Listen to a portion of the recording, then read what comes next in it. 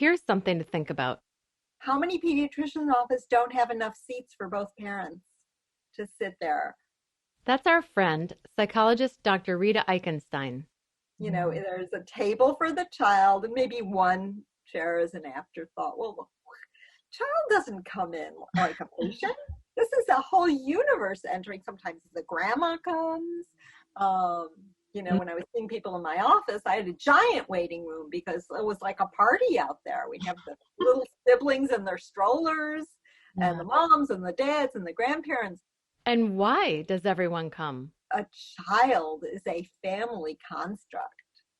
It's not an isolated broken finger.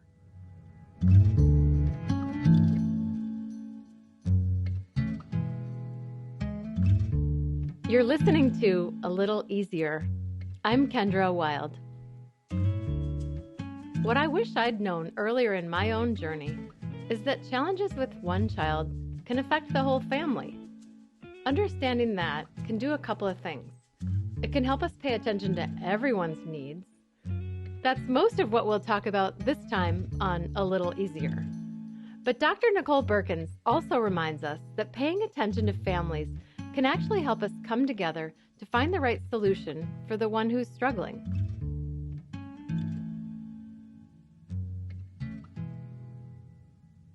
The reality is that in order to address the challenges and the issues, we have to be looking at the family system. We need to look at, because parents hold the keys to so many of the positive changes and interventions. It just does no good for me as a practitioner to make a list of recommendations of here's the things that are going to help your child. If I haven't done any assessment or dug into it all, what is the likelihood that this family is in a situation to actually be able to do this? And where do I need to start with them?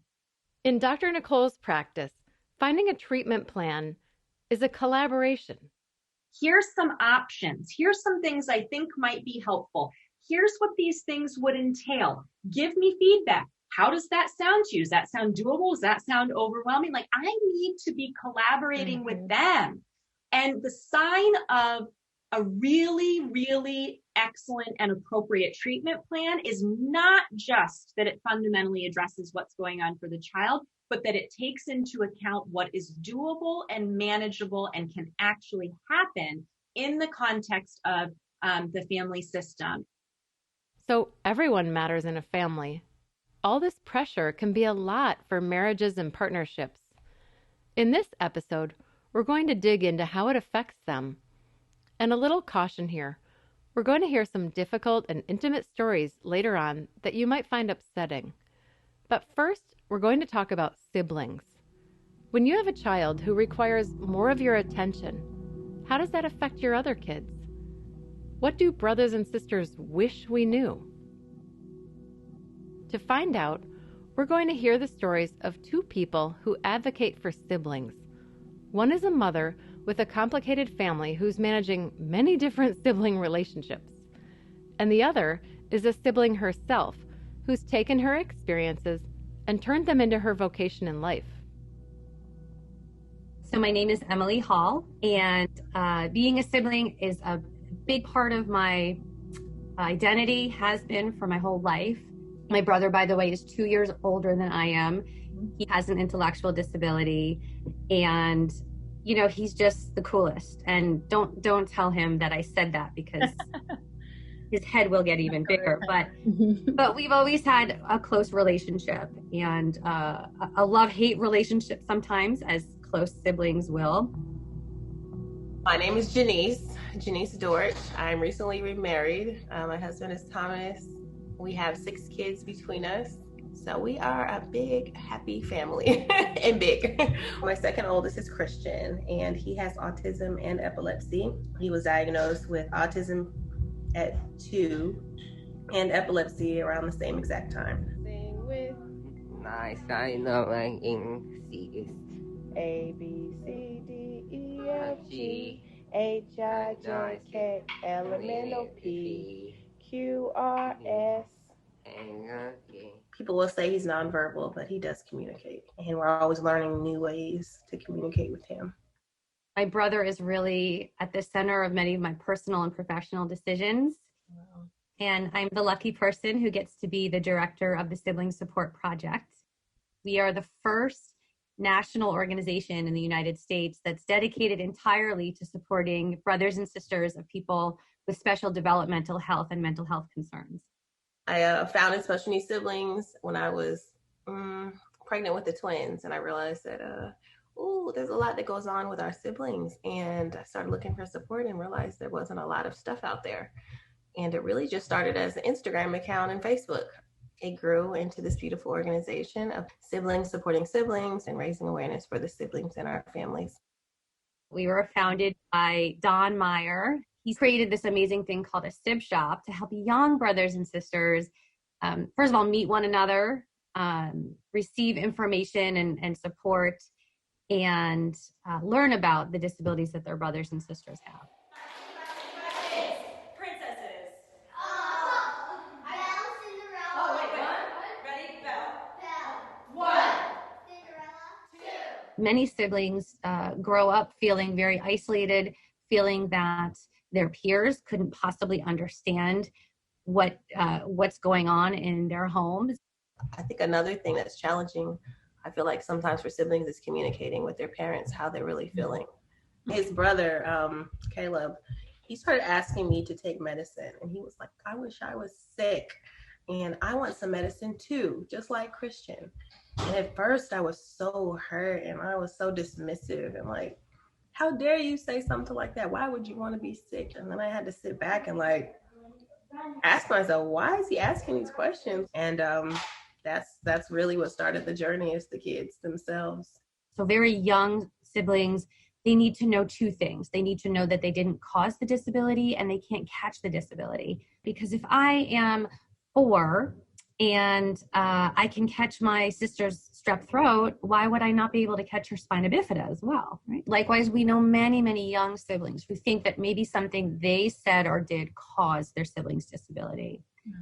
A really tough thing to carry around for a little person or for anyone. You think someone on the surface they look fine, but the fact is inside, there's probably a lot of torment going on and turmoil and trying to find themselves in a space that parents are still trying to find themselves. So that permission to, can I even have a bad day?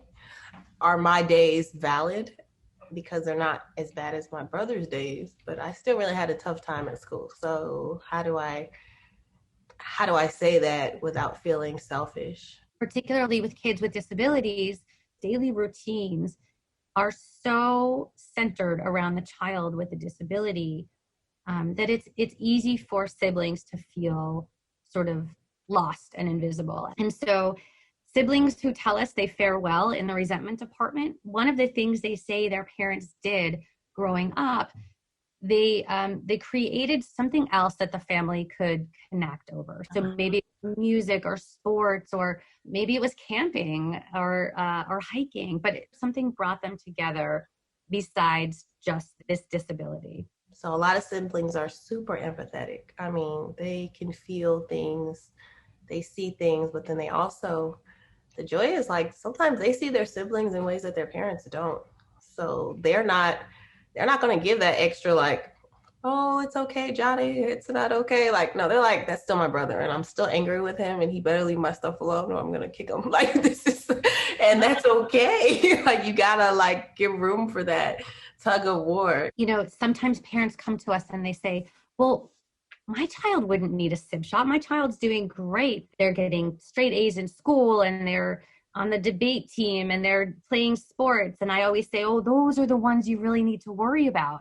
You know, I'm kind of joking, but I'm kind of not, because those are the children who really need to know that that it's okay not to be perfect. I know my daughter had a conversation with me before, and she was like, Mom, sometimes you get really snappy. And I know you're busy, but maybe if you could just say, like, I'm doing something right now and I'll get right back to you, instead of just like, no. It's just one of those things that you like kind of take and you're like, ugh. But realizing that you can apologize to your kids and still be a parent, like you can say, I'm sorry, like, and show your kids that it's okay to make mistakes.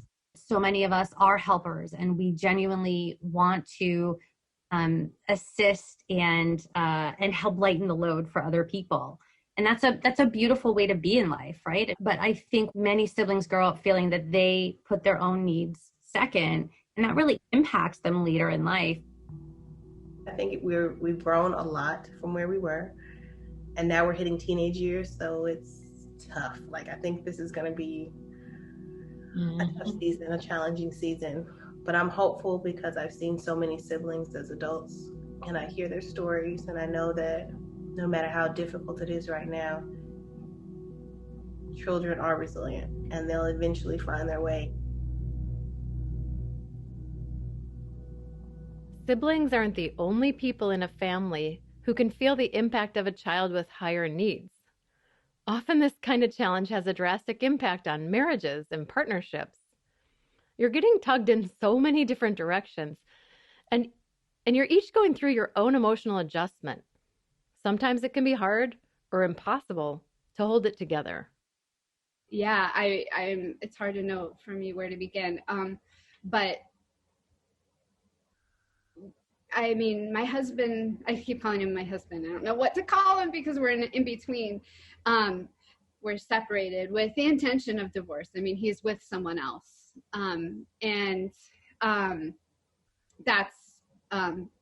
That's why he left. When they were still together, Joanna and her husband adopted 2 girls who both have fetal alcohol syndrome and reactive attachment disorder. I'm still wrapping my mind around that for like how that affected our marriage. I know that it has everything to do with how we went our separate ways. I kept thinking that I needed to make more and more time for him to take care of himself so that he would be okay. And then I was left with nothing. At the time I talked with Joanna, a lot of this was still very raw and unresolved for her.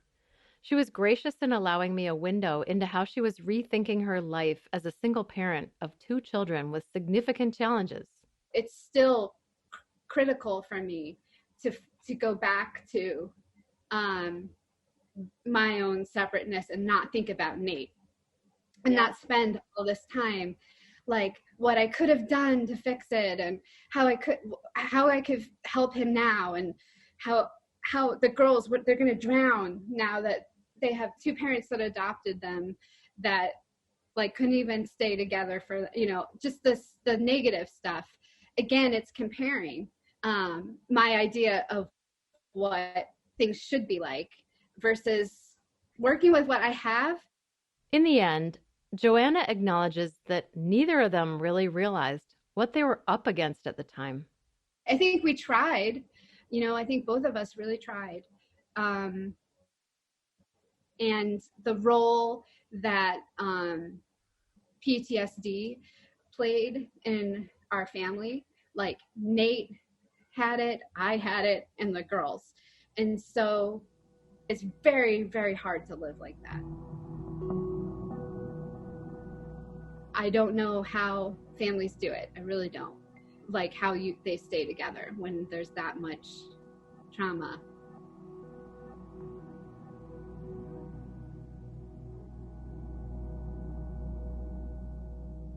And there's this extra layer of hardship when the rest of the world just doesn't understand. Mantu Joshi says that's particularly true when kids struggle with things you can't see, like mental health, developmental, and behavioral challenges. The exact situation Joanna and her husband faced. Things that are invisible to other people, especially if a child's needs are neurobehavioral, where other people don't know what's going on, that is hidden, that can be brutal on a marriage or partnership. And in fact, this is an interesting part of the research I found, was that partnerships where the disability was more obvious, the rates of separation are actually less than typical couples. And so there's something about the way that we interact with the world and the pressures that the world puts on us that doesn't understand what we're going through, that's really hard on partnerships and marriages. There is a lot of unspoken grief when you have a child with struggles, and there are lots of different stages of grief, and you and your partner might not be going through the same stage at the same time.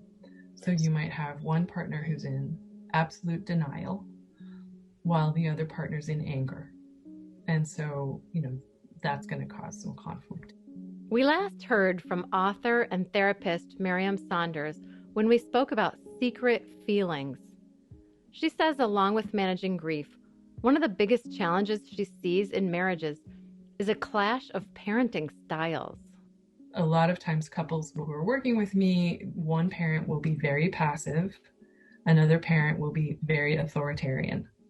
And the poor child falls right in the middle because the passive, flexible parent is constantly overdoing for the child, and the authoritarian parent is constantly yelling at the child. You do as I say, just because I say it. That right there is probably the single biggest struggle, is the different parenting approach. The passive parent tends to think that they need to protect this child from the authoritarian parent. And the authoritarian parent thinks you're raising a weak, child who's never going to listen to anyone. Alongside parenting conflicts can come problems balancing time off or self-care for each parent. This is a concept that Miriam calls the happiness bucket. There can be this feeling that there's a finite amount of happiness to be had, and that you're competing for that amount with your partner. So partners can get resentful. What do you mean you want to go play golf? You just went out with your friends Friday night. I haven't had a break in 3 days. Instead of, gosh, how great for you to be able to play golf. And I'm exhausted. Could we also possibly schedule a time for me to get a break? So really just continuing to support each other instead of seeing each other as rivals over this happiness bucket.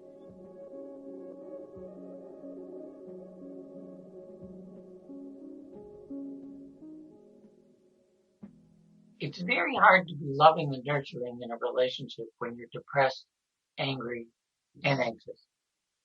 It really is. This is Philip Cowan, who, along with his wife, Carolyn Pape Cowan, is a legend in the field of couples research and child development. As professors of psychology at UC Berkeley, they designed group interventions for couples to strengthen family relationships and help parents and children live healthier and more satisfying lives. It's not that arguments are terrible. It's not even that conflict is terrible. It's what you do with it. It's how you deal with it, how you resolve it. The Cowans have conducted 3 major studies into how couples' relationships and fathers' involvement affects children. Carolyn told me their interest in the subject actually started decades ago when they had their own first child. What had happened to our relationship as a couple seemed a little mysterious to us, and things were getting a little bit tense and concerning to us. And then over the next few years, as we began to talk to other families and other parents, we clearly weren't the only ones. So we got the idea of trying to work with couples. Actually, Carolyn got the idea. Go ahead. Who were about to have a first baby, to start at the beginning of their family-making adventure, and see if we could walk with them through the transition to first-time parenthood. Here's another way to look at it. Having a baby is a minor to major earthquake in a couple's relationship. And so there's a lot of stress involved. There's a lot of joy involved. But what we were focusing on that people didn't seem to know is that it really is a time when couples change. One study that the Cowans conducted looked specifically at low-income parents who had financial stresses on top of the universal psychological stress of becoming new parents. satisfaction with the relationship goes down over time for quite a long number of years, actually.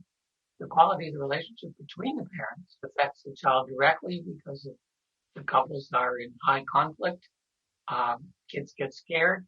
And if couples are frozen and don't talk to each other, kids get scared and think that the problem is because of them. The atmosphere between the parents, that's the atmosphere in which these kids are developing. And what they take from that is, different, very important messages about one, whether they're worthy of being loved and cared for, but also whether when one has a problem or a difference of agreement, whether there's something you can do about it that isn't frightening or hopeless making. There's that idea of emotional Wi-Fi again. Another key component of the Cowan studies has been that they focus closely on supporting fathers' involvement. The services are focused on moms. What? Fathers? Or chopped liver? What? So bringing a father in is really important because no matter how involved in the day-to-day care of the child fathers have tremendous impact on their kids. The couple also run weekly workshops for parents to find ways to improve their own relationships. Carolyn says they focus on small, practical tips to reduce the points of friction in a partnership. Okay, so what do you think would help you when you're on your way in the door and she's already got the crying baby ready to hand to you and you haven't even decompressed from your day? What would be helpful? They can come up with, well, if I had 5 minutes, 10 minutes to just change my clothes or breathe or something. Small things that could make a difference. Phil says the workshops end in a special way. Each partner writes a letter of appreciation to their partner, and then they give the letters to their partners in the last session. And lots of tears. None of us feel sufficiently appreciated for all of the things that we try to do. So to have a written letter of appreciation is a really big deal.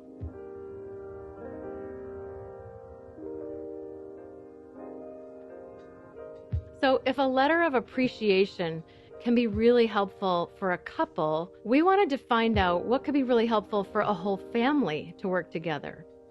Christina Cipriano is the Director of Research at the Yale Center for Emotional Intelligence. She uses a charter agreement with her classes, and she also uses one at home with her own family.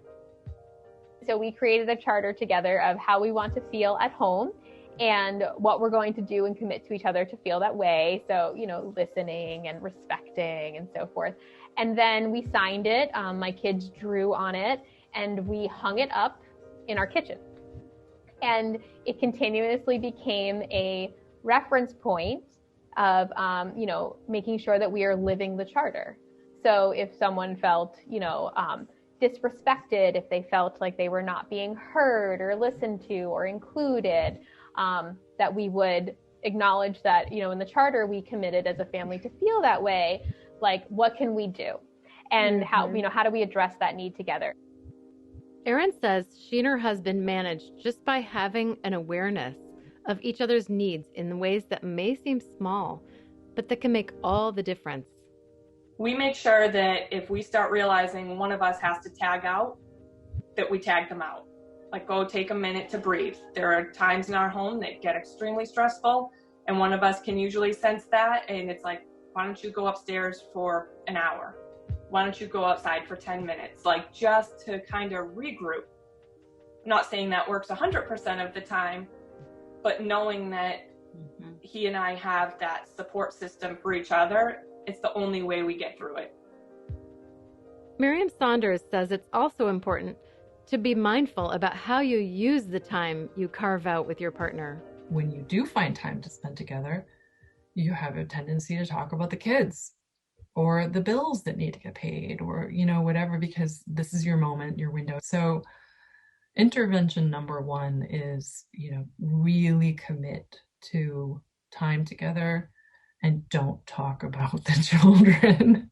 Talk about things you enjoy, memories, anything else, because there was a reason that you came together and had children with this person to begin with. And it's very easy to lose sight of that.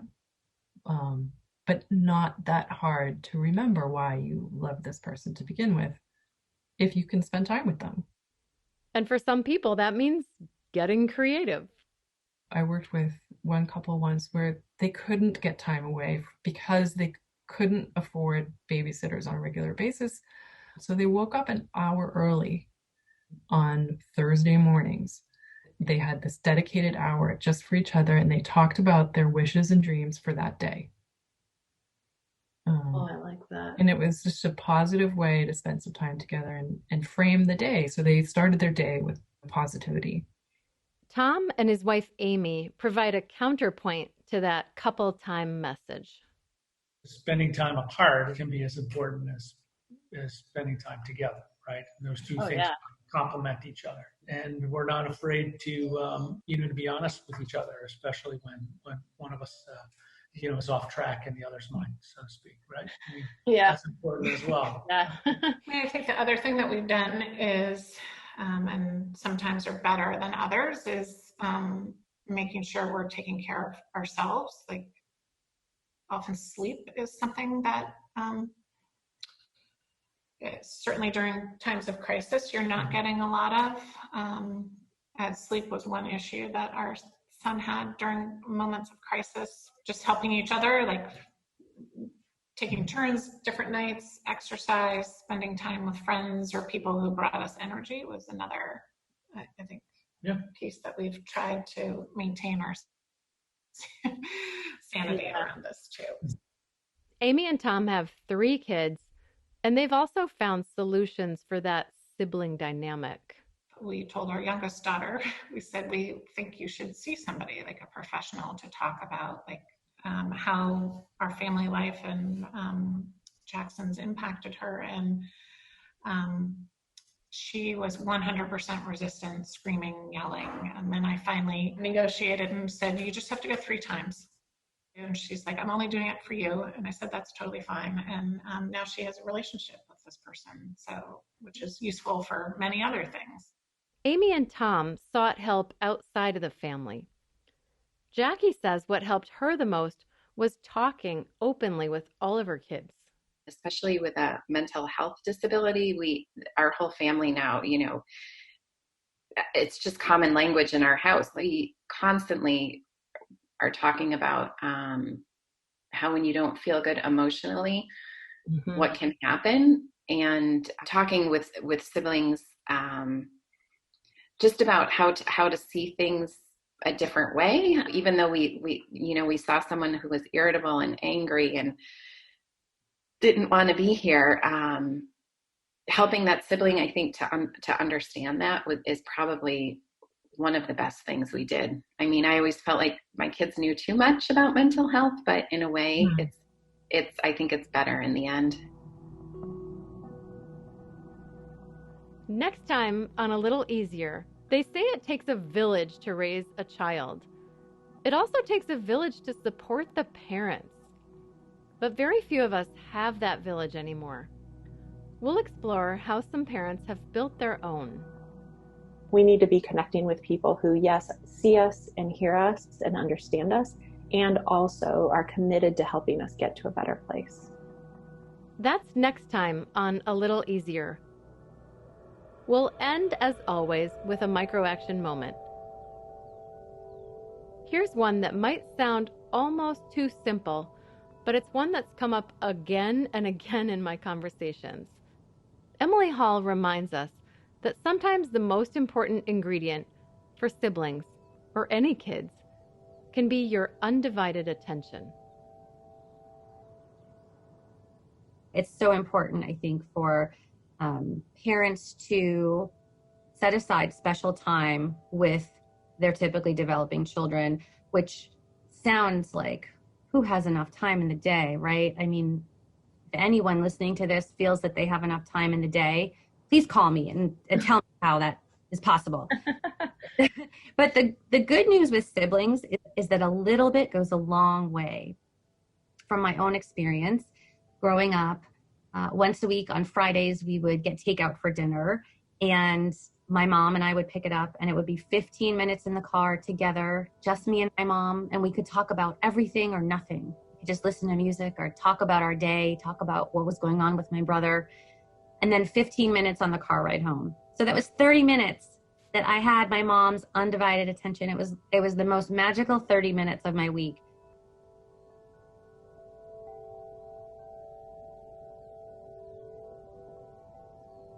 I'm Kendra Wild, and this has been A Little Easier, the show that was created to help you find more joy and resilience when parenting is extra challenging.